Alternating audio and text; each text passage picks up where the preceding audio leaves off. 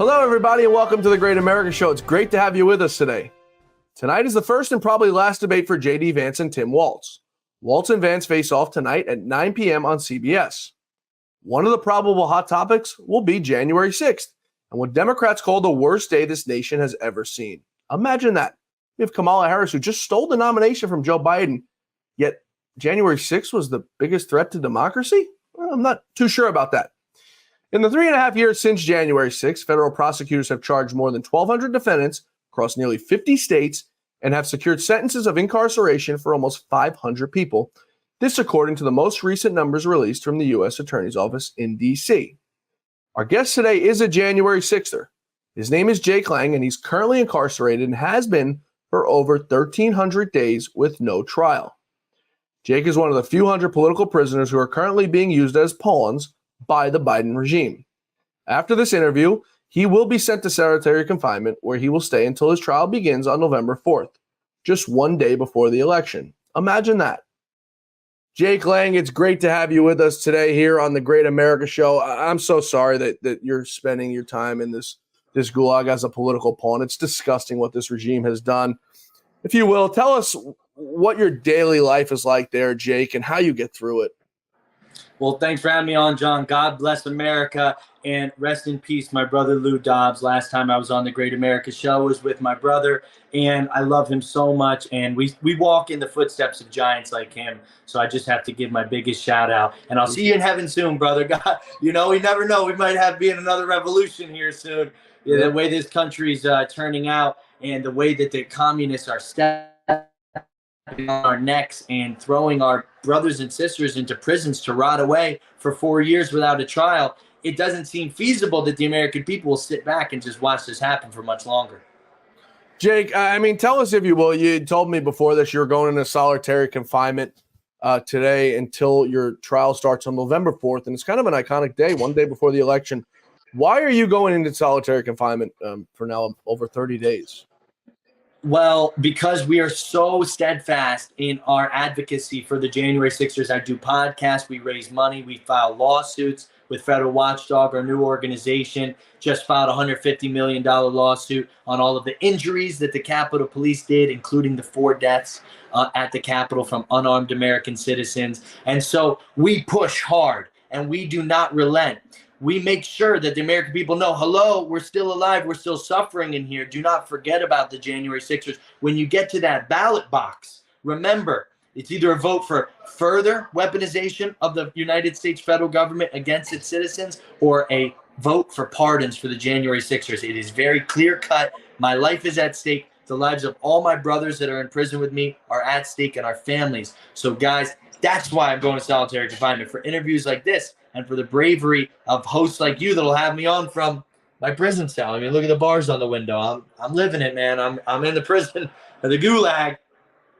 Jake, you say it's that people like you and you're fighting for brothers, for what they've done to you. But this may sound selfish to say, and I don't mean it selfish any other way. It's what they can do to all of us. It's what they can do to me for having you on. It's what they can do to me for saying that the 2020 election was rigged and stolen, that the 2024 election may have the same abnormalities that we saw in the past. And it sets a dangerous precedent. You've been in that jail cell for over 1,000 days, not that particular cell, but moved around. For doing what, Jake? Tell the audience, if you will, what they say you did on that day on January 6th. Well, what they allege. Yeah, God bless. That's a great question because, January 6th was the day where a communist coup d'etat happened on the American people. Yep. And the Patriots assembled for a peaceful redress of grievance to revoke our consent to a stolen election. The government attacked we the people. We fell. We were injured. We were brutally attacked, tear gas, rubber bullets, concussion grenades. And I reacted as a young man should to defend the women around me. I tried to save the life of Roseanne Boylan. She was murdered in my arms. God rest her soul. 2 men have come forward with, we have the video of it, saying that I did save their life. Philip Anderson and Tommy Tatum, God bless them. They're both amazing patriots who have now been charged. The government almost killed them on January 6th, and they waited nearly 4 years, and now they've been charged and they're defendants now fighting for their livelihood and their freedom. And so the things that we did on January 6th were the things that were necessary to do. It's hard to hear that, but that's how our country was founded. And sometimes men need to stand up. And, we had no intention of being in some type of, mini revolution there that day, because it wasn't that. It was American citizens walking through the people's house. And the media is portrayed as a revolution, but it's really the actual, the visual aspect that the federal government can be overran by a bunch of, plumbers and carpenters and stuff without a single shot fired. It shows firemen and teachers, Jake. Yes, and Marines and former sheriffs and police officers. The fact that when the people unite and stand together, that anything is possible, really scares the federal government. So it's really the message that we sent to the rest of the American people that they want to destroy. But you can't destroy an idea. And the idea is that the same thing our founding fathers knew. When the government is in fear of the people, you have freedom. And when the people are in fear of the government, you have tyranny. You're absolutely right. You mentioned rubber bullets and tear gas. It's sick to even hear you say something like that, Jake, because we have a southern border that's being invaded each day by illegal immigrants. Some of them, people, criminals nonetheless, because they're breaking into this country. But some of them drug dealers, some of them gangsters, some of them gang members pouring through this country. And Jake, we welcome them with open arms as we talk to you right now and you sit on your bunk bed from a rat-infested, bug-infested hellhole in D.C., all because you spoke out about what we saw was a rigged election. I mean, how did we get to this point in this country, Jake? I heard the other day Merrick Garland parading on television. If anyone dare challenge the 2024 election, you're going to end up like one of those guys who are sitting in the jail. I mean, he's just a little wannabe gangster who sits there on his podium because he knows he has the power of the world at his hands. And you got you guys sitting in there helpless. I mean, I don't know how you get through your days, Jake. Over 1,300 days. I want to read for the audience a tweet that you had put out this week. This is from Jake, and you follow him on Twitter for all updates. Jake Lang, J6 is the handle. The trial and tribulations that God put us through directly correlates with the strength of our faith. Being a January 6th prisoner has been the honor of my lifetime. Struggling side by side with the greatest men of our generation, relentlessly withstanding 1,350 days of torture and isolation from the country and families we love and we have laid our lives for. This is a journey that is almost over, and yet the movement to make America great again feels like it just begun. There is so much work to do and save our land from the destruction of the radical liberal and woke ideology. Satan has procured a powerful mind control over many of our dearest family and friends, and the battle to win them back to the Lord does not end with Trump victory. And it goes on. Jake, I mean, just such touching words. How do you keep the faith when every day you wake up in like a cardboard box and know, your friends and your family are out there on vacation and your friends and family are out there going out to nice dinners as you sit there for literally doing nothing wrong? There's purpose in this fight, and the purpose that we hold on to, knowing that God has ordained us, He's chosen us, He has made us the actual carriers of this struggle. I mean, the Bible does not lie. Those who are sanctified in Christ Jesus will suffer persecution. Those of us who know our Lord and Savior Jesus will suffer for righteousness' sake, and that is a grace of God, because it's through the fires of persecution that we are tempered, we're tested, and our faith is purified, that we emerge stronger, just like a piece of iron steel through the fire, and then you beat it into a sword or into a plow. You come out stronger when you allow God to be the workman, the coppersmith of your life. And so I've given my life over to the Lord. I've understood that this process that's working through me and through all my Jan 6 brothers is one that's to be embraced, one to go after it and to try to take everything that we can out of it and fight to be a symbol for the rest of the American people, that if this happens in the future, if there comes a time where we need to stand united against tyranny again, and some of us are taken as prisoners of war, you can make it through, because I made it through and I trusted in God. So you can trust in God. He delivered me, He'll deliver you. He delivered Paul, He'll deliver you. So that's the message. I take a lot of heart and a lot of solace, especially my family as well too, knowing that this is not a journey that ends in our failure. This is a journey that ends in our victory, and it'll make America a stronger place, having something to reflect and look back on and say, yeah, we can't ever let our republic slip to that type of place again, where people are picked up out of their homes and shoved into prisons for years without trial. We need to make institutions and institutional changes to make sure this never happens to a single American ever again. Yeah, you're absolutely right. I want to take a quick break, Jake, and we'll come back with you on the other side of this break. We're talking with Jake Lang. He's joining us from the D.C. Gulag, where he's been locked up for over 1,300 days, doing stints of month-long solitary confinements, all because the Biden regime and Merrick Garland are using him and his fellow January 6ers as political pawns.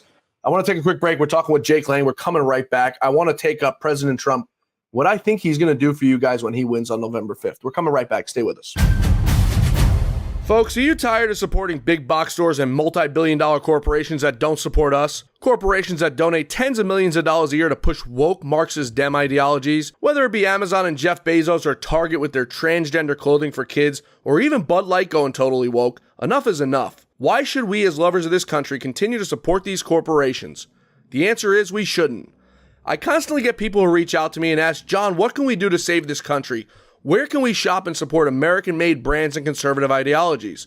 Well, we now have a solution to stop shopping at these woke companies and stop funding the deep state, and a solution to buy American. This is something we can all do right now to kick the deep state in the teeth and stop funding our enemies and vote with our dollars. We have a parallel economy for around 450 household products.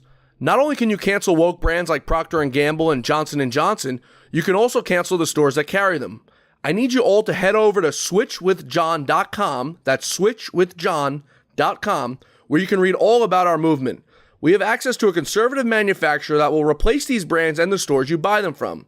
It isn't an additional budget item because instead of turning right into Target or left into Walmart, you're going to shop directly online, directly with the manufacturer. Folks, this is a patriot movement that is happening right now before our eyes. Every 47 seconds, a shopper is switching to our online store, and we need you to partner with us. Join us and band together.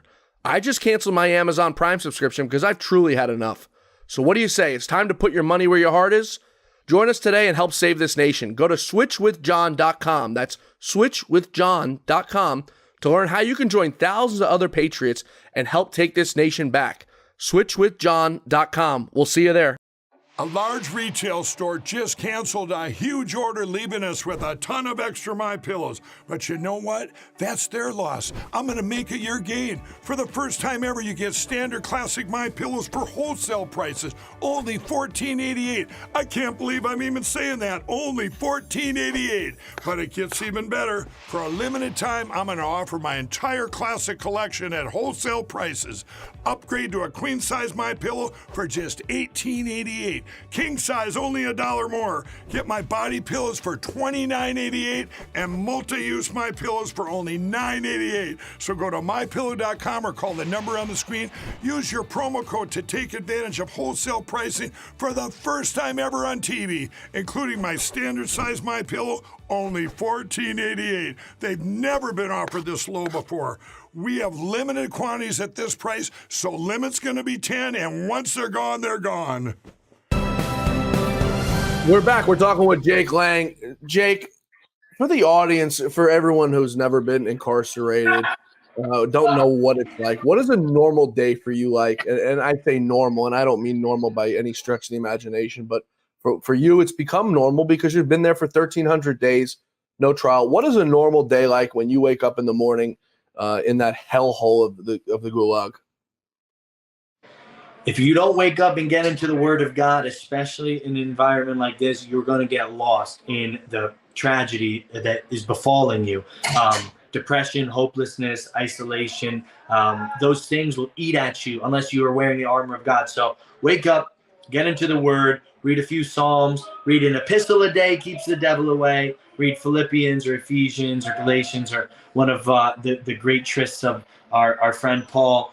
And after that, my days are always changing because I've been moved to 15 different prisons. So there's different standards in each prison. Some days I'm in solitary confinement. I've done 850 days, 23 hours inside a cell of solitary confinement, including a year and a half on COVID lockdown, which was solitary confinement because they were trying to say that we were in danger of catching Yeah, of COVID course. inside an isolated environment in Right. DC jail. So the days shift, but a normal day looks like a strong workout, doing the interviews I'm able to do. Sometimes I don't have a cell phone. Actually, 99% of the time I don't have a cell phone like I do right now. I'm actually in Brooklyn Federal Prison where P. Diddy is right now. I've been shifted out. Yes, I'm in the gang-ridden, infested, one of the most dangerous prisons in America that has multiple murders happen inside the building in the last few months. I will be back in DC jail though in a week or two to go to trial, and I've been done a lot of times. Done like over 2 years in DC jail. So depends on which prison you're at. In a prison like this, I'm constantly fending for my life and trying to watch my back to make sure that I'm not, next up on the menu for one of these, violent gangs. And, I'm working out, hanging out with the Christian brothers, eating, commissary food if we've been so blessed. And let me just give a quick shout out to my organization that provides commissary for every single Jan 6er in prison. We send $100 a month to all the Jan 6ers. 300 of us are incarcerated. And we need your help to keep that going, guys, and to reacclimate us as hopefully we leave, which will be our next topic here in a second with the Trump pardons. But please, guys, go to sponsorj6.com and become a commissary sponsor. Sponsorj6.com, the letter J, the number 6. Sponsorj6.com. We're very grateful. We can't provide for ourselves. Our lives have been destroyed. Generational families have been destroyed. Businesses been destroyed. So we're relying on the generosity of you guys out there. That's So sponsorj6.com for everyone who didn't pick it. SPONSOR J6.com. I didn't even know that you were transferred over to Brooklyn. I drive past that prison maybe once a week on my way into the city, twice a week, and now we know the infamous Diddy is there. I mean, do you when you talk to fellow inmates, and they find out you're there for January 6th, do any of them even know what happened on January 6th? And they just say like, what the hell are you doing in here? Like, we're real criminals. We're here for murder, or we're here for other things we've done. Why are you here? Well, there's a certain level of respect that goes with standing up against the federal government, like the January 6ers do, that inherently comes. They, those of the inmates that know what we did, what we stood for, they're extremely respectful for us. There's every once in a while you get somebody that's, like a BLMer or something like that, and thinks that we're like diametrically opposed. But I'm like, I do hundreds of interviews a year talking about police brutality. What are you talking about?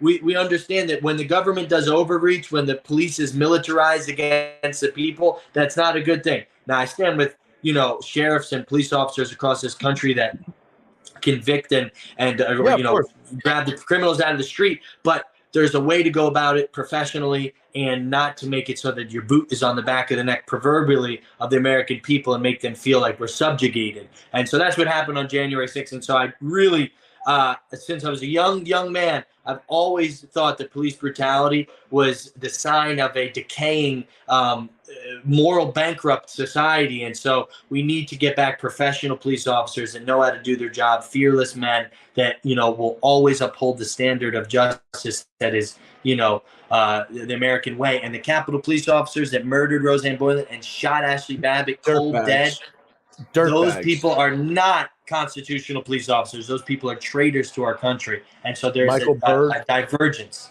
that we need to, obviously state. And it's people like that, and it pisses me off that more good cops don't speak out. And I understand there's supposed to be a brotherhood, but when you have someone like Lieutenant Michael Byrd doing what he did, the guy is a low-life criminal, and he's walking the streets free as you sit there for simply walking inside the people's house. I mean, it's truly sick. You'd mentioned the BLMers, and you know what the problem is? I don't even blame them for their hatred and animosity towards you, because it's not their fault. It's the media's fault. The media paints you guys as criminals, as you're terrible people. You're the greatest threat to democracy since, forever. Meanwhile, we just saw Kamala Harris steal a nomination from Joe Biden, but that's nothing because that's the Democratic Party. That's not criminal. But the media is to blame, I think, for 99% of this and everything that's going on. They're terrible people. I want to wrap up with, I know you're tight on time, and we appreciate you joining us, before you go back to solitary confinement. And we're we're all praying for you. President Trump has not shied away, and I was nervous he was going to, and he has been so steadfast. He has not shied away in that debate against Kamala Harris of and even against Joe Biden with defending you folks, knowing that it potentially has consequences for him on the line for people, for Republicans and rhinos who say January 6th was bad, right? And it was a terrible day. He does have consequences that he faces with independents and rhinos who will be voting for him by speaking out and for you guys. But he has been steadfast in it. And I think, should he win on November 5th, and I believe he will, he's going to do the right thing and make sure that the rights are wrong and you guys come out on top. What do you think? 10,000%.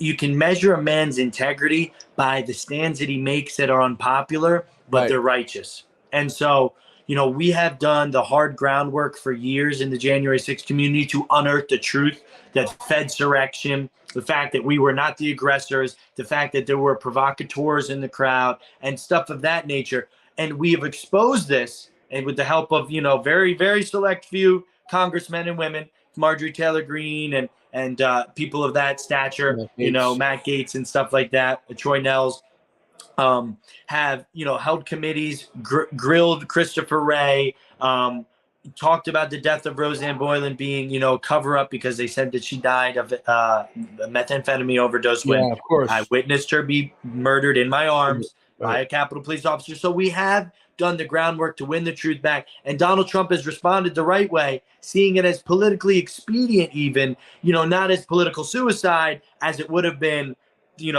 2 months after January 6th when everybody was, having a conniption about it. But we've won back the narrative to the truth. That has been the greatest victory because we have been railroaded in the trials in DC jail. But the place where we've secured the victory has been in the media, in the grassroots. People like yourself, people like Lou Dobbs, and all the amazing people at Frank's Speech. They've given us a platform. We've done the investigative work, and we've shown that January 6th was a setup, and we were not the aggressors. And so now Donald Trump has come through with, I'm telling you, being a prisoner, praying for relief, praying for our government to turn around and to be the America that we know it to be, to know that Donald Trump has placed us in placed us in his heart to save us as one of his main driving focuses of his election and of his campaign promises has been huge. It has reinvigorated the January 6th movement. It has given hope to all of my brothers in prison with me. And we know that the battle is not ours, it's the Lord's. And God has appointed Trump for, even if it's just this one reason, to right this most grave injustice in American history. He will save the Jan 6ers and pardon us through the Spirit of God, who is going to anoint him the next president. He is elected, but more than that, he is selected by God. Yeah, he had mentioned the media and some of them riding the ship. Lou, I worked for Lou for many years, and I still carry a piece of Lou with me every day. This flag pin I wear every single day I come on air was Lou's that he wore every single day when he went on air. So I hope to carry every bit of integrity that Lou had. Lou didn't care the backlash that he got when he was at Fox or independently, which he cared even less about defending you guys. And he would call me often, Jake, and he would say, we're not doing enough for these people. I feel like I'm not doing anything. And he spoke about it every day. Every show we did, he worked January 6th into it to defend you guys and figure out a way to help you guys.